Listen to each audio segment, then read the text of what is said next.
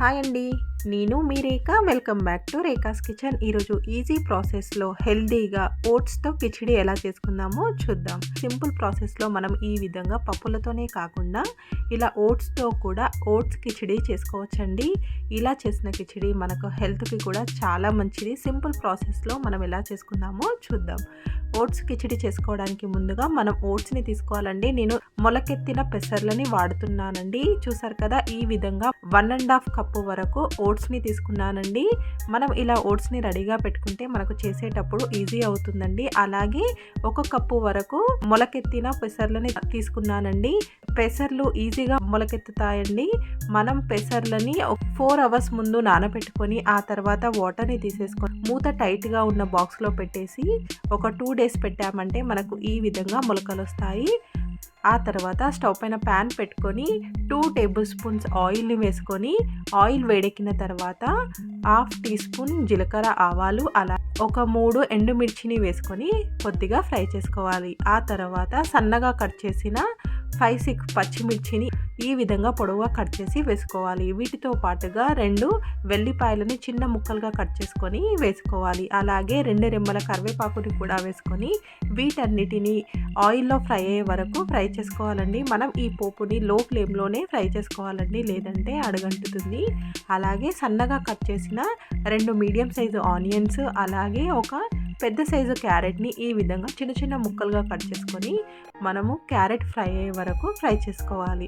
మనకు మొత్తం ఫ్రై కావాల్సిన అవసరం లేదండి. తర్వాత కుక్కర్ మూత పెట్టేసి ఉడికిస్తాం కదా, ఈజీగా ఉడికిపోతుంది.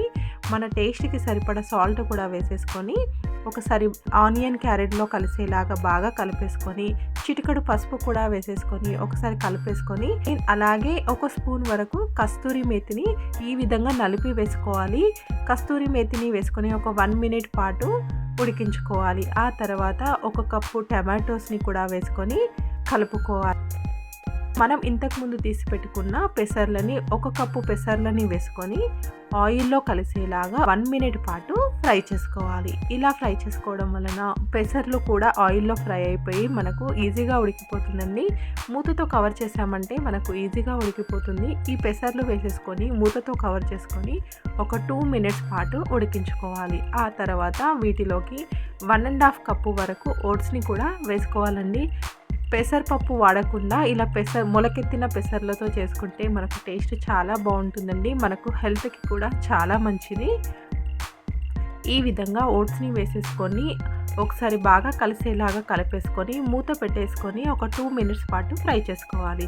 అలా చేయడం వలన మనకు చక్కగా ఫ్రై అయిపోతుందండి. ఈ విధంగా ఫ్రై అయిన తర్వాత మనం వీటిని ఒకసారి బాగా కలిపేసుకొని వీటికి కావాల్సినన్ని వాటర్ని వేసుకొని మనకు కుక్కర్కి మూత పెట్టేసి 3 విజిల్స్ వచ్చే వరకు ఉడికించుకోవాలి. 1.5 కప్పు ఓట్స్కి 1 కప్పు పెసర్లకి మనం 4 కప్స్ వరకు వాటర్ని వేసేసుకొని ఓట్స్లో కలిసేలాగా ఒకసారి బాగా కలిపేసి కుక్కర్కి మూత పెట్టేసి 3 విజిల్స్ వచ్చే వరకు కుక్ చేసుకోవాలి. ఫ్లేమ్ని హై ఫ్లేమ్లో పెట్టుకొని 3 విజిల్స్ వచ్చే వరకు కుక్ చేసుకుంటే మనకు ఈ విధంగా సాఫ్ట్గా ఉడికిపోతుందండి. చూసారు కదా, ప్రెజర్ మొత్తం పోయే వరకన్నా వెయిట్ చేయాలి, లేదా ప్రెజర్ని ముందుగా తీసేసినా కూడా మనకు ఈజీగా ఉడికిపోతుందండి.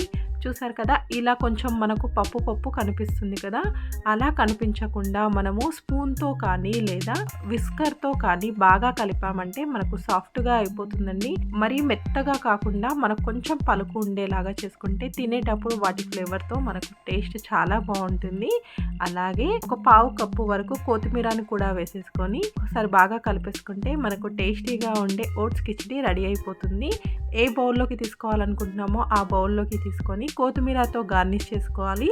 అలాగే ఒక స్పూన్ నెయ్యిని వేసుకుంటే మనకు తినేటప్పుడు నెయ్యి ఫ్లేవర్తో చాలా బాగుంటుందండి. చూసారు కదండి, సింపుల్ ప్రాసెస్లో టేస్టీగా ఓట్స్ కిచిడి రెడీ అయిపోయింది. మీరు ట్రై చేయండి. ఈ వీడియో కనుక మీకు నచ్చితే లైక్ చేయండి, అలాగే షేర్ చేయండి.